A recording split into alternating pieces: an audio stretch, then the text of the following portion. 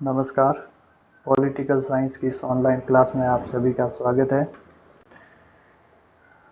आज हम लोग एक ऐसे विषय के बारे में बातचीत करने जा रहे हैं जो कि वर्तमान में बहुत खास और चर्चित विषय रहा है, जिसका नाम है अभी हम लोगों ने सुना ही है, जम्मू एंड कश्मीर।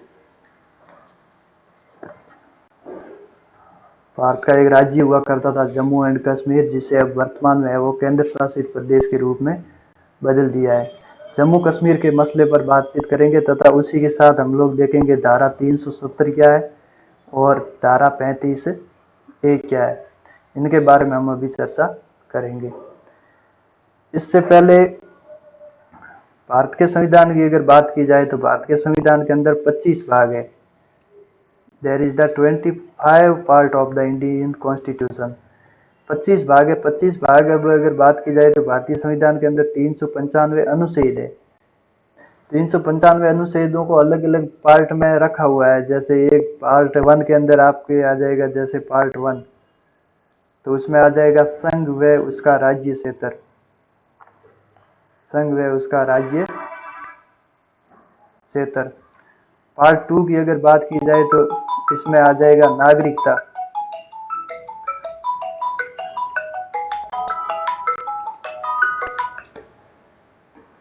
पार्ट 2 के अंदर आ जाएगा नागरिकता। इसी प्रकार पार्ट 3 के अंदर हम लोग देखते हैं मौलिक अधिकार, फंडामेंटल राइट्स। और उसी प्रकार भाग 4 में हम लोग देखते हैं नीति निर्देशक तत्व। भाग 4A के अंदर हम लोग देखते हैं मौलिक कर्तव्य। इसी प्रकार भारतीय संविधान का एक भाग है जिसका नाम है 21। भाग 21 की अगर बात की जाए तो इसमें 3 बातों का उल्लेखित है, जिसमें सबसे पहले अगर बात की जाए तो इसमें 3 शब्दों का उल्लेखित है, जिसमें कि पहला शब्द है अस्थायी। अस्थायी। दूसरा इसमें शब्द है संक्रमणशील। संक्रमणशील। और तीसरा अगर बात की जाए तो विशेष उपबंध, स्पेशली प्रोविजन, विशेष उपबंध। यानी कि भाग 21 में ये साफ साफ लिखा हुआ है कि ये अस्थायी है, यानी कि ये इसे कभी भी आप हटा सकते हैं। इनके अंदर जो भी अनुच्छेद आते हैं उन्हें आप कभी भी हटा सकते हैं। इसके अंदर अनुच्छेद की अगर बात की जाए तो हम लोग देखेंगे आर्टिकल 369 से 392 तक ये अनुच्छेद है वो भाग 21 के अंदर आते हैं। 369 टू 392 ये सब अनुच्छेद है वो भाग 21 के अंदर सम्मिलित है। टोटल 395 अनुच्छेद है, उनमें से 369 से लेकर करके 392 तक है वो भाग 21 के अंदर सम्मिलित है। और भाग 21 है वो अभी हमने बात की अस्थायी है, यानी कि इन्हें कभी भी हटाया जा सकता है। फिर दूसरी बात है संक्रमणशील। संक्रमणशील यानी कि ट्रांजिशनल पीरियड, यानी कि ये संक्रमणशील काल तक है, यानी कि कुछ समय तक है। ये अस्थायी है और कुछ समय तक है। जैसे इनकी समय सीमा पूर्ण होगी इन्हें यहाँ से हटा लिया जाएगा, तो इसे हम कहते हैं संक्रमणशील काल, यानी कि कुछ समय के लिए। फिर तीसरा है विशेष उपबंध। भाग 21 के अंदर है वो कई राज्यों के लिए विशेष उपबंध किए हैं। हम अभी देखेंगे आर्टिकल 370 में, अभी देखेंगे जम्मू एंड कश्मीर के लिए विशेष उपबंध है। फिर 371 के अंदर देखेंगे तो महाराष्ट्र और गुजरात के सौराष्ट्र और विदर्भ वाले एरिया के लिए। 371 के बाद 371A B C D E F G H I और J तक है वो अलग अलग राज्यों के लिए विशेष उपबंध है वो किए हुए हैं। अब अनुच्छेद 370 की बात की जाए तो ये 370 अस्थायी है, यानी कि इसे कभी भी हटा सकते हैं। दूसरी अगर बात की जाए तो ये संक्रमणशील काल, यानी कि ये कुछ समय के लिए इसे कभी भी हटाया जा सकता है। और ये विशेष उपबंध करता है जम्मू और कश्मीर राज्य के लिए, जो कि वर्तमान में अभी केंद्र शासित प्रदेश है।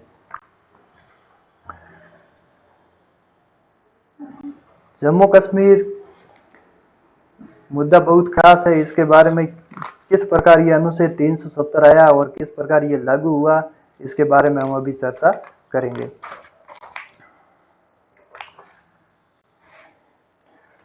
आप ये सब अच्छी तरह जानते हैं कि भारत को आज़ादी 15 अगस्त 1947 को भारतीय स्वतंत्रता अधिनियम 1947 के तहत मिली। भारतीय स्वतंत्रता अधिनियम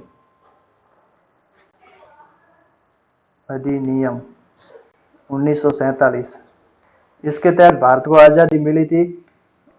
और वो भारत था जो ब्रिटिश के नियंत्रण में था, यानी कि ब्रिटेन के जो नियंत्रण में था, जिसे हम लोग ब्रिटिश भारत कहते हैं, उसको आज़ादी मिली थी। लेकिन उसी समय भारत के अंदर एक बहुत बड़ा हिस्सा था जो जिसे हम लोग देसी रियासतों के नाम से जानते हैं। देसी रियासतों की अगर बात की जाए तो उस समय भारत के अंदर 565 रियासतें थी। इन 565 रियासतों को छूट दी गई थी कि आप यहाँ तो आप भारत के साथ सम्मिलित हो सकते हैं, एज वेल एज आप पाकिस्तान के साथ भी सम्मिलित हो सकते हैं, और या फिर आप अपना है वो स्वतंत्र अस्तित्व रख सकते हैं। ये तीन इनके सामने बिंदु थे, या तो आप भारत के साथ सम्मिलित होइए, या फिर पाकिस्तान के साथ, या फिर आप अपना स्वतंत्र अस्तित्व बनाए रखें। तो उसी प्रकार काफी रियासती विभाग का एक गठन किया था। रियासती विभाग के अंदर सरदार वल्लभ भाई पटेल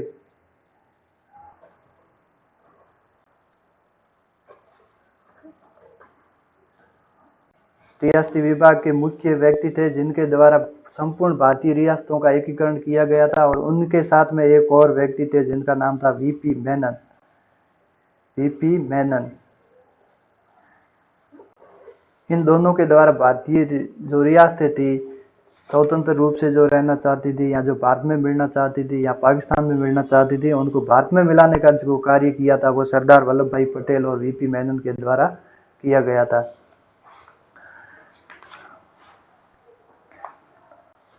अब उस रियासतों का जब विलय हो रहा था, उसी समय 3 रियासतें ऐसी थी जो मतलब भारत के साथ शामिल नहीं होना चाहती थी। या तो वो पाकिस्तान के साथ जाना चाहती थी, या फिर अपना स्वतंत्र अस्तित्व बनाए रखना चाहती थी, जिसके अंदर एक मुख्य रूप से थी हैदराबाद। हैदराबाद वर्तमान में कर्नाटक, आंध्र प्रदेश और तेलंगाना का क्षेत्र, यहाँ पर हैदराबाद रियासत थी। फिर जूनागढ़ रियासत थी गुजरात की, वर्तमान में गुजरात में ये है जूनागढ़। और तीसरी थी जम्मू एंड कश्मीर। ये जो 3 रियासतें थी, इनमें सबसे महत्वपूर्ण थी जम्मू और कश्मीर। इनका किस तरह विलय हुआ, क्या इसकी घटना थी, इसके बारे में भी हम चर्चा करेंगे।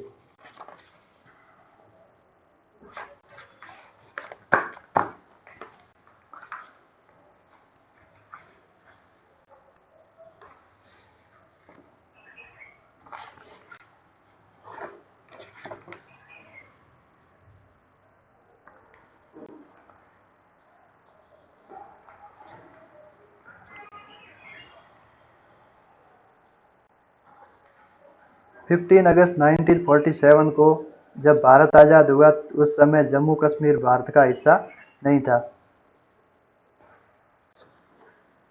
जम्मू कश्मीर भारत का हिस्सा नहीं था। जम्मू कश्मीर एक स्वतंत्र रियासत थी, जिसके महाराजा थे हरि सिंह।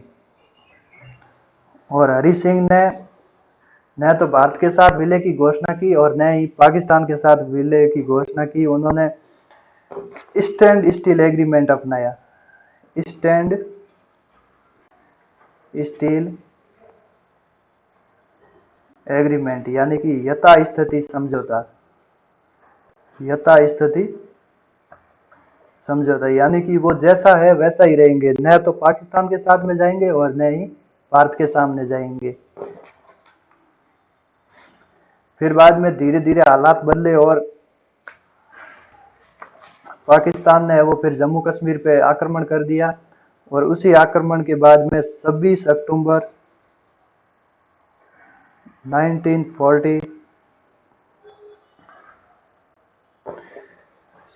को जम्मू कश्मीर का वो भारत के अंदर विलय हो गया। और महाराजा हरि सिंह ने विलय पत्र पर हस्ताक्षर कर दिए। जिसे हम लोग इंस्ट्रूमेंट ऑफ एक्सेशन के नाम से जानते हैं, इंस्ट्रूमेंट्स ऑफ एक्सेशन।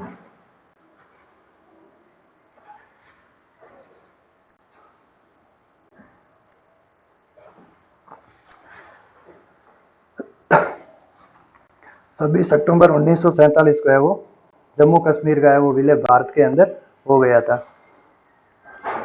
और जैसे ही जम्मू कश्मीर का भारत के अंदर विलय हुआ, पाकिस्तान ने जम्मू कश्मीर के ऊपर कर दिया हमला। पाक का हमला हो गया जम्मू कश्मीर में, और उसी हमले का जवाब देने के लिए भारतीय सेना को जम्मू कश्मीर में भेजा गया। और फिर आगे 1 जनवरी 1948 को, 1 जनवरी 1948 को इस मुद्दे को यूएनओ में ले जाया गया, जो संयुक्त राष्ट्र संघ बना हुआ, वहां पर इस मुद्दे को ले जाया गया ताकि दोनों देशों के मध्य समझौता हो सके। यूएनओ ने दोनों देशों के मध्य समझौता करने के लिए प्रयास किए। फिर बाद में 1 जनवरी 1949 को युद्ध है वो विराम हो गया। और जैसे युद्ध विराम हुआ तो इस समय बहुत सारे जम्मू कश्मीर का बहुत सारा भाग है वो पाकिस्तान के पास चला गया। जिस प्रकार ये हम लोग जम्मू कश्मीर का नक्शा मैप बनाते हैं,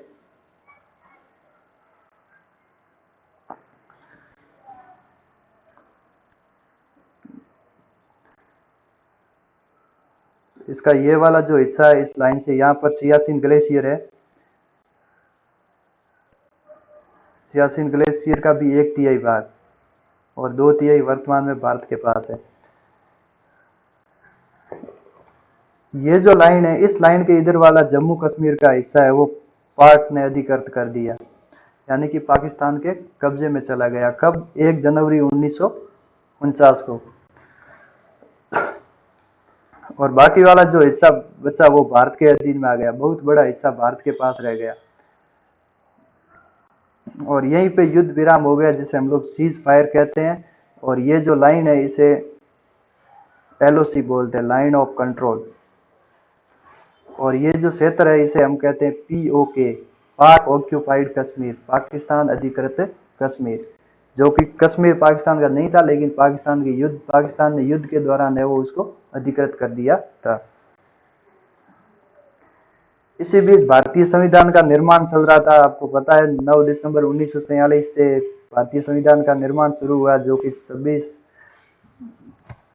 24 नवंबर 1949 को काफी उसके अनुच्छेद लागू कर दिए और 26 जनवरी 1950 को पूर्ण रूप से लागू कर दिया था।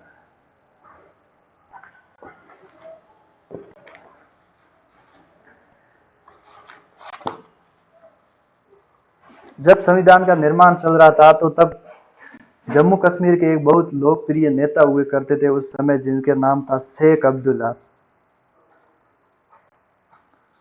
शेख अब्दुल्ला, वही शेख अब्दुल्ला है जो अभी नेशनल कॉन्फ्रेंस पार्टी के उमर अब्दुल्ला है। इनके पिताजी थे फारूक अब्दुल्ला और फारूक अब्दुल्ला के पिताजी थे शेख अब्दुल्ला। शेख अब्दुल्ला उस समय कश्मीर घाटी के बहुत लोकप्रिय नेता हुआ करते थे। उन्होंने नेहरू जी के साथ एक समझौता किया कि जम्मू कश्मीर की आखिर स्थिति क्या होगी। तो नेहरू जी और शेख अब्दुल्ला के बीच में जब समझौता हुआ तो एक इन्होंने अनुच्छेद तैयार किया, अनुच्छेद 306 ए, जिसके अंदर जम्मू कश्मीर के लिए विशेष उपबंध किए गए। जम्मू एंड कश्मीर के लिए वो विशेष उपबंध किए।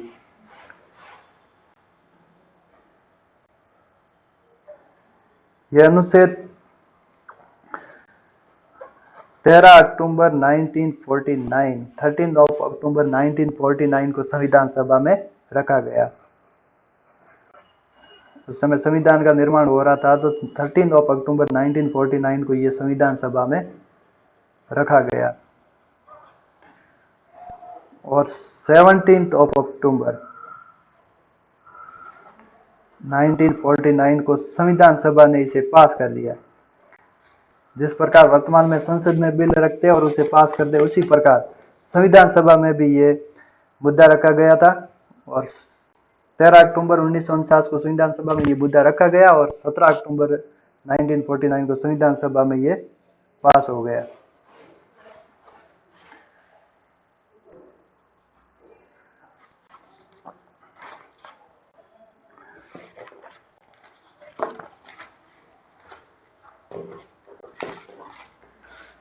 जैसे ही 17 अक्टूबर 1949 को ये संविधान सभा में पास हुआ तो बहुत लोगों ने इसका विरोध किया कि इस प्रकार के आप विशेष उपबंध जम्मू कश्मीर के लिए क्यों कर रहे हैं, ये नहीं करना चाहिए। इस प्रकार के कई तरह के विरोध किए गए, जिसका पुरजोर तरीके से जो विरोध हुआ उसको दबाया था B R Ambedkar. B are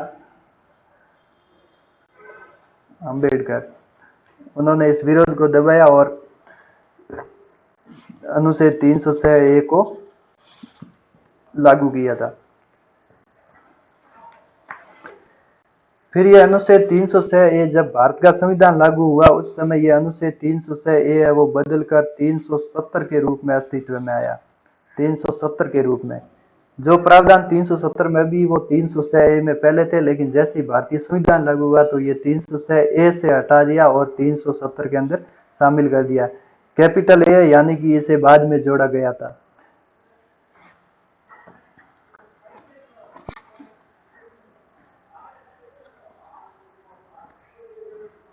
अनुच्छेद 370 के रूप में ये लागू हुआ। अब 370 में क्या क्या लिखा हुआ उसके बारे में हम चर्चा करते हैं।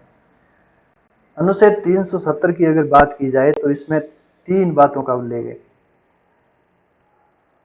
इसकी अलग अलग उपधारा की अगर बात करें तो 3 उपधारा है इसके अंदर। पहली उपधारा के अंदर पहला पॉइंट है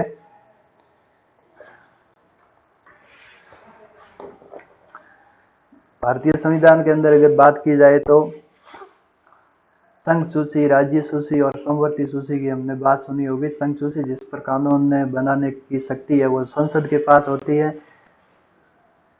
और राज्य सूची जिसके ऊपर कानून बनाने की जो शक्ति है वो संबंधित विधानसभा, उस राज्य की विधानसभा के पास होती है।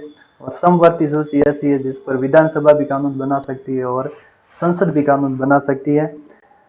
तो चूंकि जम्मू कश्मीर राज्य था तो राज्य सूची के सब विषय तो उनके पास लागू ही थे, लेकिन जम्मू कश्मीर के ऊपर संघ सूची और समवर्ती सूची के विषय किस प्रकार लागू होंगे उसके बारे में इसमें लिखा हुआ है। संघ सूची व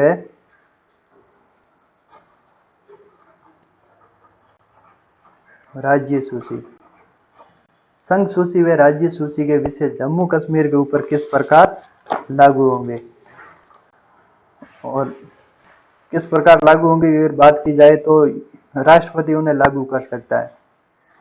राष्ट्रपति के द्वारा है वो लागू किया जा सकता है। राष्ट्रपति लागू किस प्रकार करेंगे, वहां की विधानसभा से परमिशन लेने के बाद, जम्मू कश्मीर की विधानसभा से परमिशन करने के बाद है वो राष्ट्रपति वहां पर संघ सूची और समवर्ती सूची के विषय लागू कर सकते हैं।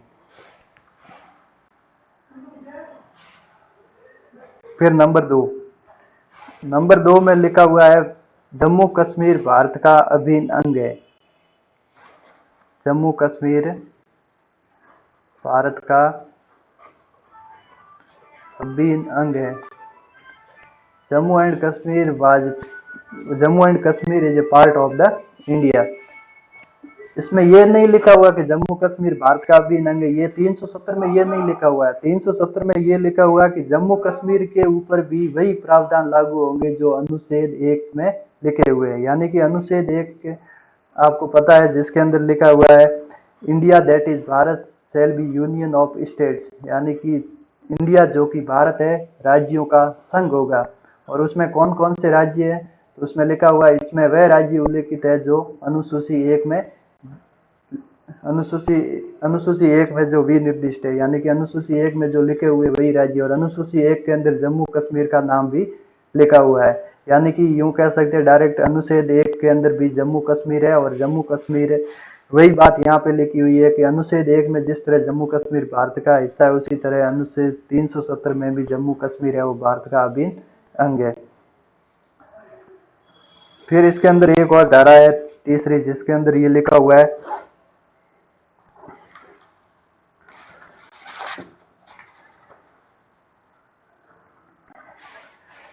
कि राष्ट्रपति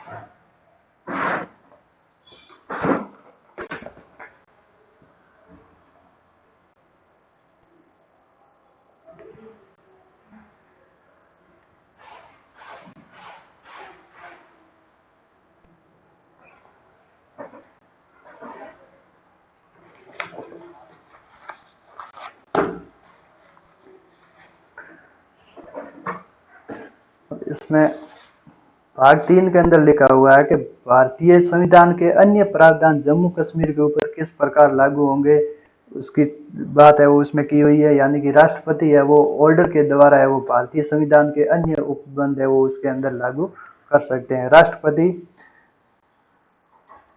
भारतीय संविधान के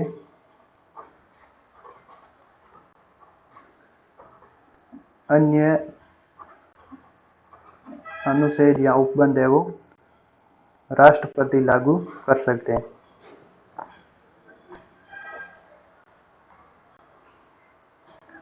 राष्ट्रपति के द्वारा लागू किया जा सकता है।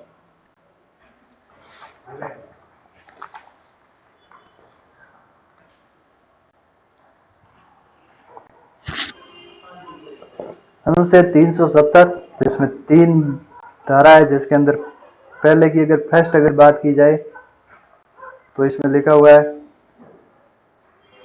जम्मू कश्मीर के अंदर संघ सूची व राज्य सूची के विषय किस प्रकार लागू होंगे, ये राष्ट्रपति के द्वारा लागू किया जाएगा और वहां की विधानसभा से या विधानमंडल से परमिशन के बाद है वो लागू किया जाएगा। क्योंकि उस समय जम्मू कश्मीर के अंदर विधानसभा भी थी और विधान परिषद भी थी। विधानसभा और विधान परिषद मिलकर विधान मंडल कहलाते। तो विधान मंडल से अनुमति लेने के बाद राष्ट्रपति है वो संघ सूची और राज्य सूची के विषय है वो जम्मू एंड कश्मीर में लागू कर सकते थे। और जम्मू और कश्मीर भारत का अभिन्न अंग है अनुच्छेद 1 के तहत। और भारतीय संविधान के अन्य अनुच्छेद है वो किस प्रकार जम्मू कश्मीर के ऊपर लागू होंगे, तो ये राष्ट्रपति के द्वारा लागू किए जाएंगे। अब अनुच्छेद 1 की धारा 2 अनुच्छेद 370 की धारा 2 के अंदर लिखा हुआ है संविधान सभा, कॉन्स्टिट्यूशनल असेंबली, संविधान सभा।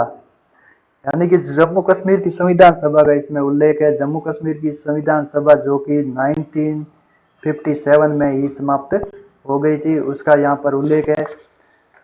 फिर अनुच्छेद 370 का धारा 3 अनुच्छेद 370 की धारा 3 की अगर बात की जाए तो इसमें यह लिखा है कि इस अनुच्छेद को राष्ट्रपति समाप्त कर सकते हैं। राष्ट्रपति समाप्त कर सकते हैं, यानी कि ये अस्थायी है और इसे राष्ट्रपति कभी भी समाप्त कर सकते हैं। ये अनुच्छेद 370 की धारा 3 के अंदर उल्लेखित था। अब राष्ट्रपति समाप्त कर सकते हैं तो प्रश्न ये होगा कि राष्ट्रपति ने पहले समाप्त क्यों नहीं की थी वर्तमान में अभी, क्योंकि इसका भी कई कारण है। लेकिन इसमें यह भी लिखा हुआ है कि राष्ट्रपति इसे समाप्त कर सकते, लेकिन राष्ट्रपति को इसको समाप्त करने से पहले जम्मू कश्मीर की विधानमंडल से इस संबंध में सूचना लेनी, लिखित सूचना है वो लेनी पड़ेगी जम्मू कश्मीर की विधानमंडल से। जम्मू एंड जो कश्मीर की विधानमंडल है वहां से राष्ट्रपति को इसके संबंध में सूचना लेनी पड़ेगी। उसके बाद ही राष्ट्रपति इस आदेश को समाप्त कर सकते हैं, इस अनुच्छेद को है वो समाप्त कर सकते हैं। डायरेक्टली राष्ट्रपति ऐसा नहीं कर सकते हैं। वहां की जम्मू कश्मीर की अगर विधानमंडल या जम्मू कश्मीर की सरकार अगर कहेगी कि आप इस अनुच्छेद को समाप्त करो, तो जम्मू कश्मीर के अंदर ये जो अनुच्छेद 370 है, ये इस अनुच्छेद 370 को राष्ट्रपति है वो समाप्त कर सकते हैं। लेकिन firstly you will have to consult with the Constitutional Assembly of Jammu and Kashmir.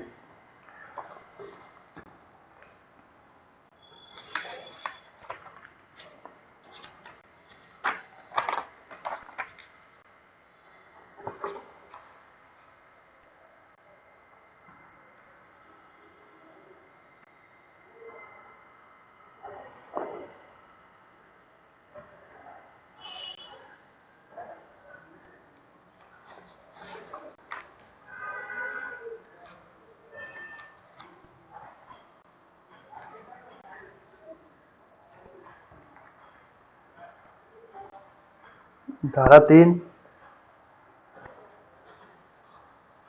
राष्ट्रपति इसे समाप्त कर सकते हैं। लेकिन इसके संबंध में राष्ट्रपति को जम्मू कश्मीर की सरकार या वहाँ की संसद से संविधान सभा से परमिशन लेने की जरूरत पड़ेगी। लेकिन बात यह आती है कि अब संविधान सभा वहाँ पर है नहीं, क्योंकि संविधान सभा का अभी हमने बात की थी 1957 में ही वहाँ की संविधान सभा है वो समाप्त हो गई थी। तो वहाँ की संविधान सभा के रूप में वहाँ की विधानमंडल कार्य कर रही थी। विधानमंडल की अगर बात की जाए तो जम्मू कश्मीर में राष्ट्रपति शासन था, इसलिए वहाँ की जो संपूर्ण सरकार के जो अधिकार है वो वहाँ के राज्यपाल सत्यपाल मलिक के पास आ गए, राज्यपाल के पास में आ गए। और उस समय जम्मू कश्मीर के राज्यपाल थे सत्यपाल मलिक, सत्यपाल मलिक। ये बात है 5 अगस्त 2019 की। तो सत्यपाल मलिक के द्वारा राष्ट्रपति को सूचना दी गई और राष्ट्रपति के द्वारा इस अनुच्छेद को है वो समाप्त किया गया था। और राष्ट्रपति के द्वारा इस अनुच्छेद को लोक अधिसूचना के माध्यम से, लोक अधिसूचना पब्लिक नोटिफिकेशन के द्वारा इसको है वो समाप्त किया गया था।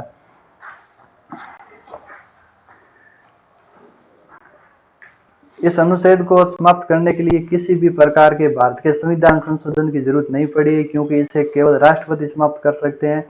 भारत के संविधान के अंदर अगर बात की जाए तो अनुच्छेद 368 के अंदर संविधान संशोधन की प्रक्रिया है, और इस अनुच्छेद को समाप्त करने के लिए किसी भी प्रकार के कोई संविधान संशोधन की आवश्यकता नहीं है, क्योंकि इसकी धारा 3 में लिखा हुआ था इसे राष्ट्रपति डायरेक्टली समाप्त कर सकते हैं जम्मू कश्मीर की संविधान सभा से परमिशन लेने के बाद। और 368 के तहत जो संविधान संशोधन होता है उसकी यहाँ पर जरूरत नहीं पड़ी है, क्योंकि इसे डायरेक्ट राष्ट्रपति ने एक लोक अधिसूचना प्रेसिडेंशियल ऑर्डर के माध्यम से इसे वो समाप्त किया है, राष्ट्रपति आदेश के द्वारा इसे समाप्त किया है।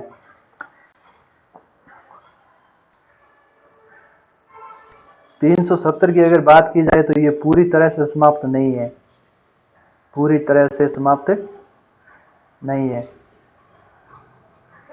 कई लोग कहते हैं कि ये पूरा समाप्त हो गया, लेकिन ऐसी कोई बात नहीं है, ये पूरा अभी तक समाप्त नहीं हुआ है। लेकिन इसके अंदर जो समाप्त होने की जो भावना थी, जो बातें थी, वो समाप्त हो चुकी हैं। अभी हमने बात की थी पिछले, ये जो 370 की धारा 2 के अंदर जो ये बात लिखी है जम्मू कश्मीर भारत का अभिन्न अंग है, ये वाला पोर्शन अभी भी उसी तरह है, ये समाप्त नहीं हुआ अभी तक। ये समाप्त हो गया तो फिर जम्मू कश्मीर भारत का राज्य भी नहीं रहेगा। इसलिए 370 की धारा 1 के उपबंध 2 है वो अभी तक समाप्त नहीं हुआ है। 370 की धारा 1 का उपबंध 2 अभी तक समाप्त नहीं हुआ है। जम्मू कश्मीर अभी भी भारत का अभिन्न अंग है।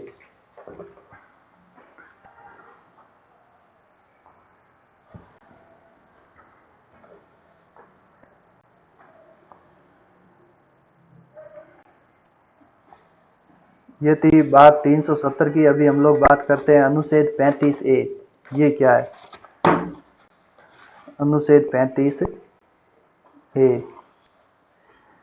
आप लोग जब भारत का संविधान देखेंगे तो वहां पर कहीं पर भी आपको अनुच्छेद 35A उल्लेखित नहीं मिलेगा। जब आप अनुच्छेद देखने शुरू करेंगे आपको पता है अनुच्छेद 35 है वो मौलिक अधिकारों से संबंधित है, मौलिक अधिकारों से।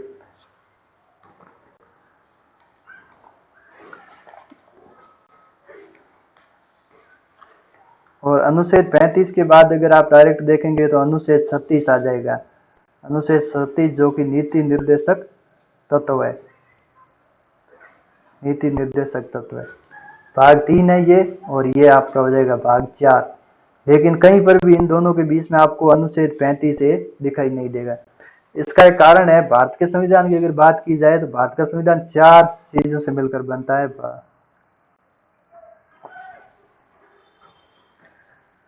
सबसे पहले अगर बात की जाए तो संविधान के अंदर एक प्रस्तावना है, प्रियम्बल है, उसके बाद उसमें अनुच्छेद है, प्रस्तावना 1 है, अनुच्छेद 1 से लगाकर 395 तक। और तीसरी अगर बात की जाए तो इसके अंदर अनुसूचियां है,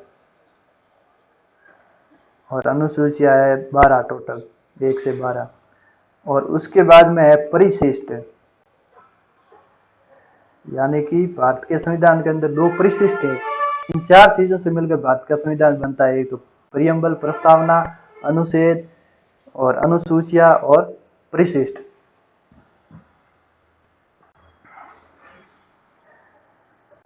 ये जो 35A की हम बात कर रहे हैं, ये भारत के संविधान के अनुच्छेदों में नहीं है, इसका उल्लेख है वो परिशिष्ट के अंदर किया हुआ है। दो परिशिष्ट है, इनके अंदर जम्मू कश्मीर के अंदर जो अनुच्छेद 35A है वो उसका प्रावधान किया गया। जिस प्रकार हमने अभी बात की थी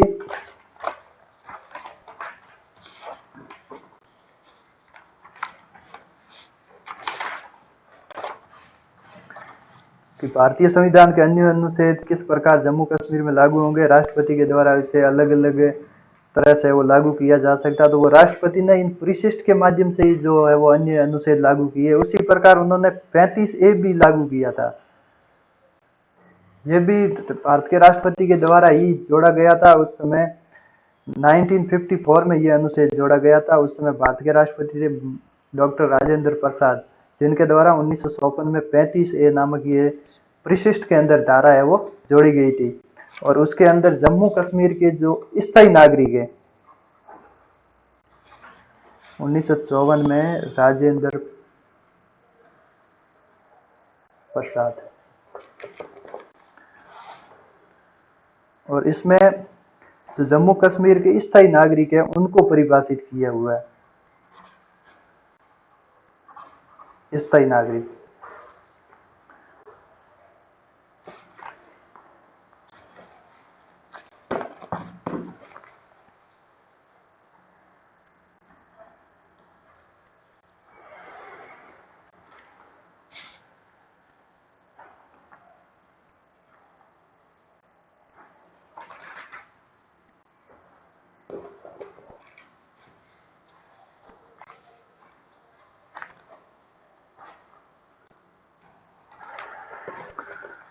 जम्मू कश्मीर में स्थायी नागरिक को परिभाषित किया हुआ है। और जम्मू कश्मीर का स्थायी नागरिक कौन होगा, उसके लिए उन्होंने एक डेट दी थी, जब द 14 मई 1954 14 मई 1954 तक जो भी जम्मू कश्मीर के अंदर निवास कर रहा है वो ही जम्मू कश्मीर का स्थायी निवासी होगा। उसके बाद कोई भी बाहर का व्यक्ति जाकर जम्मू कश्मीर के अंदर स्थायी रूप से है वो बस नहीं सकता, यानी कि वहां पर संपत्ति नहीं खरीद सकता। किसी भी प्रकार की संपत्ति के अंदर जमीन, मकान, जो भी संपत्ति की परिभाषा के अंदर शामिल है वो वहां पर नहीं खरीद सकता। 14 मई 1954 के बाद, उससे पहले जो जम्मू कश्मीर के अंदर निवास कर रहे थे वही जम्मू कश्मीर के वो स्थायी निवासी कहलाए जाएंगे, permanent residence of Jammu and Kashmir.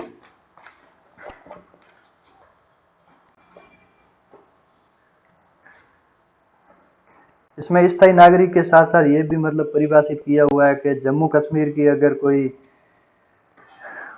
महिला अगर भारत के दूसरे राज्य के किसी व्यक्ति से शादी करती है तो वहां पर है वो अपनी पैतृक संपत्ति से अपना अधिकार है वो खो सकती है, यानी कि उसके पिता की संपत्ति है वो उसे दहेज के रूप में या अन्य किसी भी प्रकार से वो उसे प्राप्त नहीं होगी।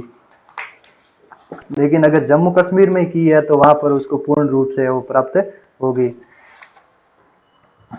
यह था अनुच्छेद 35A जो जम्मू कश्मीर के अंदर स्थायी नागरिक को परिभाषित करता है।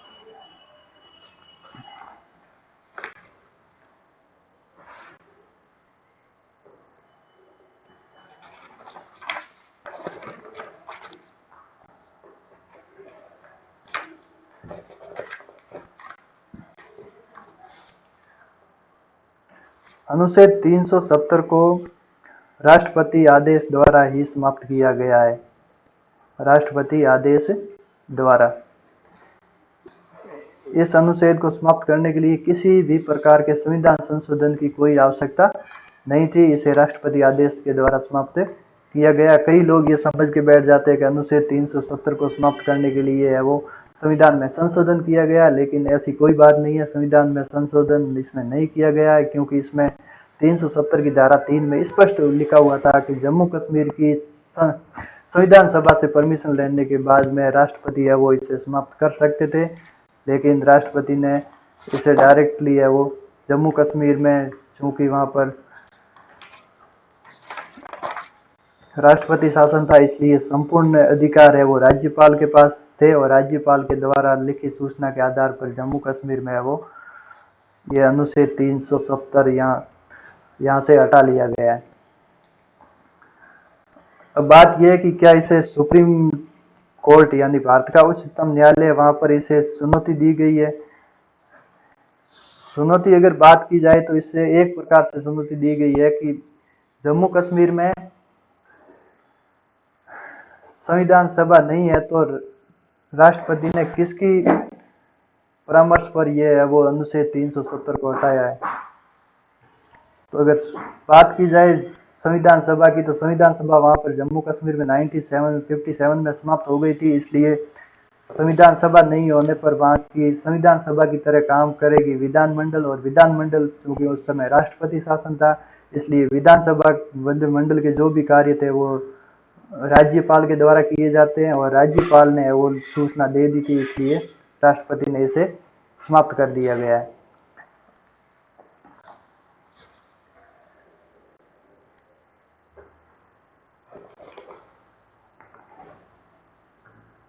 तो ये बात थी जम्मू एंड कश्मीर की अनुच्छेद 370 और 35A के बारे में, जो कि मेरे पास उपलब्ध जानकारी मैंने आप तक पहुंचाई है।